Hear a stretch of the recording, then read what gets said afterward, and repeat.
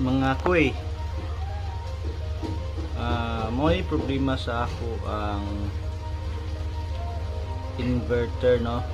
Ang brand niya is P2, model is PX-1600 watts, pure sine wave inverter.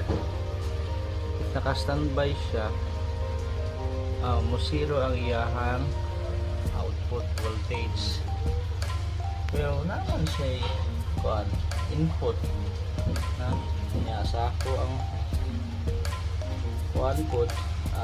Solar charge controller na asset siya ay tultahi. Dinog ako di siyang i-receive. I-receive na ako mubalik ang iyahang output voltage. So yung problema ani